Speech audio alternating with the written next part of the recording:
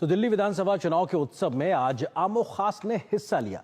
राष्ट्रपति, उपराष्ट्रपति समेत तमाम केंद्रीय मंत्रियों ने भी दिल्ली में आज वोटिंग की। तो विभिन्न क्षेत्रों के दिग्गजों ने भी आज अपने हिस्से का मतदान किया। आज की वोटिंग में कई इलाकों में महिलाओं और युवाओं की भागीदारी बढ़ चढ़ के नजर आई। तो बुजुर्ग मतदाता भी कई इलाकों में बड़ी संख्या में पोलिंग बूथ पर पहुंचते नजर आए।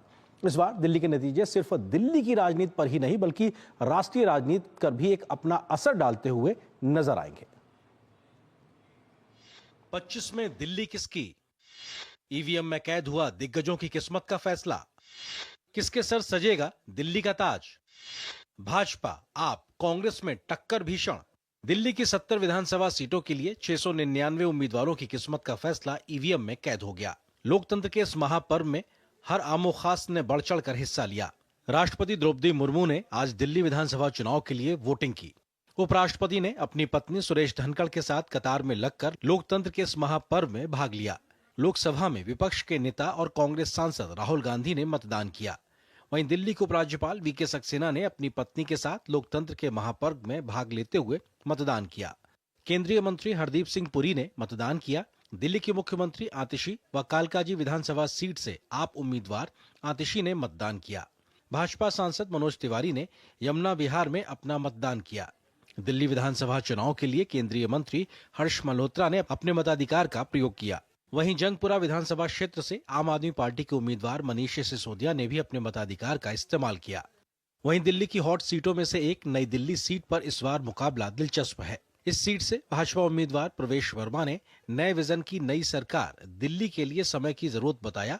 तो वहीं आम आदमी पार्टी के संयोजक और नई दिल्ली विधानसभा सीट से उम्मीदवार अरविंद केजरीवाल ने मतदान केंद्र जाकर परिवार समेत वोटिंग करके जीत का विश्वास जताया है।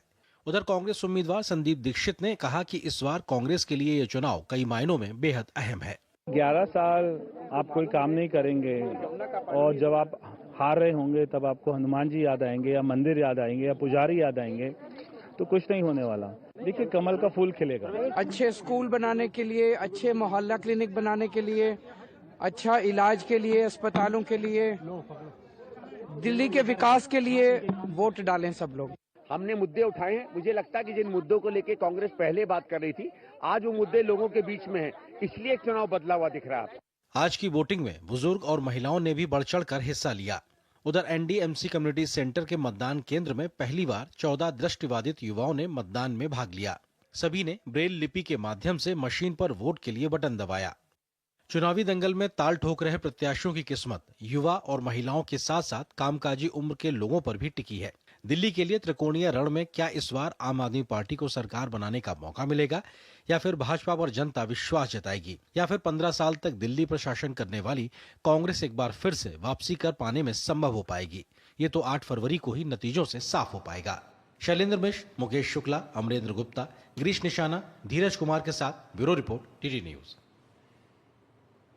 तो जब भी देश में चुनाव होता है तो तमाम सर्वे एजेंसियां एग्जिट पोल भी करती हैं और कोशिश ये होती है कि आखिर जनता की नब्ज को पकड़ा जाए। हालांकि ये आंकड़े सटीक ही हों, पूरी तरह सही ही हों, ऐसा नहीं, लेकिन कई बार ये एक तरीके से एक डायरेक्शन देते हुए नजर आते हैं। इसी प्रकार से दिल्ली में भी आज विधानसभा चुनाव के मतदान के बाद में तमाम सर्वे एजेंसियों ने एग्जिट पोल के नतीजे जारी किए हैं और उसका आंकड़ा कहा जाए, सीधे तौर पर देखा जाए, अधिकांशतः बीजेपी की बढ़त देता हुआ या कहा जाए एनडीए को बढ़त देता हुआ नजर आ रहा। हम आपको सामने से दिखा रहे हैं पोल ऑफ पोल्स के लिहाज से एग्जिट पोल करने वाली तमाम जो एजेंसीज हैं उनका नाम लिखा हुआ है। बीजेपी, आम आदमी पार्टी और कांग्रेस के लिहाज से किसके हिस्से में कितनी सीटें जा सकती हैं, ये नतीजे नहीं है, लेकिन एग्जिट पोल के एक संभावित जीत हार के आंकड़े को दर्शाने वाले एजेंसियों के आंकड़े हैं।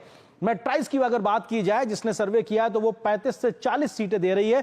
70 विधानसभा सीटों में 35 की तरीके से सरकार बनती हुई दिखाई पड़ रही है। आम आदमी पार्टी को 32 से 37 सीटें यहां मिल सकती है। कांग्रेस के खाते में भी 1 सीट जा सकती है, मेट्राइज के अगर आंकड़ों को अगर माना जाए। इसी प्रकार से पी मार्क एजेंसी के माध्यम से अगर उसने जो एग्जिट पोल किया उसकी बात मानी जाए तो 39 से 49 विधानसभा सीटों पर बीजेपी जीत दर्ज कर सकती है, जबकि आम आदमी पार्टी के हिस्से में 21 से 31 सीटें ही जा सकती हैं, यानी कि यहां पर सरकार नहीं बनेगी। अगर ये आंकड़े चलते हैं तो वहीं कांग्रेस के खाते में भी 1 सीट जा सकती है। पीपल्स पल्स के लिहाज से अगर बात की जाए तो उसने बीजेपी को एक बहुत बड़ा बहुमत दिया है, जो कि एक तरीके से पहले के चुनावों में या बीते 2-3 चुनावों में आम आदमी पार्टी को मिलता रहा। 51 से 61 सीटें कहीं ना कहीं बीजेपी के खाते में जा सकती हैं। अगर पीपल्स पल्स की बात की जाए तो 10 से 19 सीटों में आम आदमी पार्टी सिमट सकती है।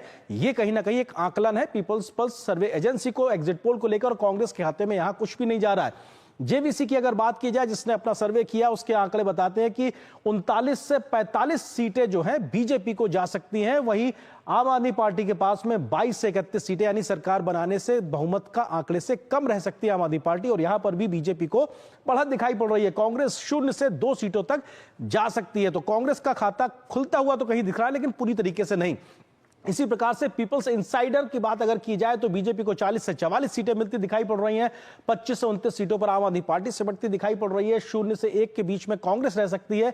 चाणक्य की बात की जाए, जो एजेंसी का नाम है, उसने इस बात का आकलन निकाला है कि 39 से 44 सीटें बीजेपी को, 25 से 28 सीटें आम आदमी पार्टी को, 2 से 3 सीटें बीजेपी को मिल सकती है। तो वहीं प्रीसाइड ने जो एक आकलन किया है, उसके आधार पर 18 से 23 सीटें बीजेपी सिमट सकती है, यानी कि बीजेपी को यहां पे सरकार बनाने लायक आंकड़ा नहीं मिलेगा। यह आंकड़ा प्रीसाइड ने दिया है। उसी तरीके से आम आदमी पार्टी को यह बहुमत दे रहा है 46 से 52 सीटों का। कांग्रेस को हिस्से में भी एक आ रही है सीट। माइंड ब्रिंग के लिहाज से अगर बात की जाए तो यहां पर भी बीजेपी सरकार बनाने की स्थिति में नजर नहीं आएगी। 21 से 25 सीटें, 44 से 49 सीटें आम आदमी पार्टी को, 1 सीट तक कांग्रेस के पास जा सकती है। और डीबी रिसर्च के अनुसार बीजेपी 36 से 44 सीटें, यानी सरकार बनाने लायक आंकड़ा यहां मिल सकता है, और आम आदमी पार्टी 26 से 34 सीटों में सिमट सकती है, यानी कि बहुमत के आंकड़े से पीछे। और कांग्रेस के हिस्से में यहां कोई भी सीट जाती दिखाई नहीं पड़ रही। लेकिन अधिकांशतः अगर बात की जाए तो बीजेपी को बहुमत मिलता हुआ दिखाई पड़ रहा है तमाम सर्वे एजेंसी के लिहाज से। तो ये अपने आप में इस वक्त का एग्जिट पोल के एक तरीके से रुझान के आधार पे कह सकते हैं। लेकिन मतदान के लिहाज से अगर बात की जाए, क्योंकि आज वोटिंग थी, तो उसके भी कुछ आंकड़ों का जिक्र कर लेते हैं। कहां हुआ ज्यादा मतदान, हम यहां सीटों का जिक्र कर रहे हैं, और शाम 5 बजे तक आज के वोटिंग का पैटर्न आपको बता रहा है। जिन सीटों पे ज्यादा वोटिंग हुई, मुस्तफाबाद की बात की जाए तो शाम 5 बजे तक लगभग यहां पे 67% वोटिंग हुई है, जबकि 2020 के लिहाज से यहां पे लगभग 71% वोटिंग हुई थी। सीलमपुर में इस अभी 5 बजे तक 64% वोटिंग हुई है, यहां पर 71% वोटिंग हुई थी। गोकुलपुर में शाम 5 बजे तक 65% वोटिंग हुई है, पिछली बार 70% से ज्यादा हुई थी। बाबरपुर के लिहाज से बात की जाए तो लगभग 64% शाम 5 बजे तक आज वोटिंग हुई है, जबकि पिछली बार लगभग 66% वोटिंग हुई थी। और करावल नगर की बात की जाए तो लगभग 63% वोटिंग अभी शाम 5 बजे तक हुई है। पिछली बार यह आंकड़ा लगभग 68% के आसपास था। जहां पे आज ज्यादा मतदान हुआ, हम उन सीटों का जिक्र कर रहे हैं। जल्दी से कुछ और सीटें आपको दिखाते हैं जहां पे आज ज्यादा मतदान हुआ है। ज्यादा मतदान वाली सीटों में सीमापुरी भी आती, जहां पे अभी शाम 5 बजे तक लगभग 62.5% वोटिंग हुई है। पिछली बार यहां पे 68% से ज्यादा थी। रोहतास नगर में 62% के आसपास वोटिंग हुई है, जो कि पिछली बार लगभग 68% के आसपास थी। मंगोलपुरी, नजफगढ़ और मटिया महल भी वो सीटें हैं जहां पर आज के वोटिंग के पैटर्न में थोड़ी ज्यादा वोटिंग हुई है बाकी सीटों के मुकाबले। हालांकि पिछली 2020 के मुकाबले की अगर बात की जाए तो इन सभी सीटों पर पिछली बार के मुकाबले वोटिंग कम है, लेकिन ये अभी 5 बजे तक के वोटिंग के आंकड़े हैं, जिनमें इजाफा होना तय है, क्योंकि अंतरिम आंकड़े जो है वो बाद में आते हैं। इसी प्रकार से कुछ और सीटें भी हैं जहां पर आज की वोटिंग ज्यादा जहां हुई है, उसका अगर जिक्र करें तो उसमें चांदनी चौक, वजीरपुर, मालवीय नगर, ग्रेटर कैलाश और कालका जी की भी सीटें हैं, जहां पर आज का ये 5 बजे तक का वोटिंग पैटर्न दिखाई पड़ रहा है। लेकिन पिछली बार के मुकाबले ये वोटिंग पैटर्न फिलहाल उससे कम दिखाई पड़ रहा है। तो ये वो सीटें हैं जहां पे अभी शाम 5 बजे तक आज ज्यादा वोटिंग हुई, लेकिन ऐसी भी सीटें हैं जहां पे कम वोटिंग हुई है। उस लिहाज से अगर बात की जाए तो उस लिहाज से आरके पुरम, कस्तूरबा नगर, मॉडल टाउन, महरौली, करोल बाग, ये वो सीटें हैं जहां पर ज्यादा मतदान देखने को मिला है। लेकिन पिछली बार के मुकाबले अब इसमें अभी फिलहाल जो है वो कम वोटिंग एक तरीके से दिखाई पड़ी है, और ये उन सीटों का एक तरीके से जिक्र है शाम 5 बजे तक की वोटिंग के लिहाज से अगर हम बात करें। क्योंकि चुनाव में एक बड़ा मुद्दा पूर्वांचली था। पूर्वांचली वोटर्स के लिहाज से किस प्रकार की स्थिति है, वोटिंग पैटर्न क्या कुछ कहता है।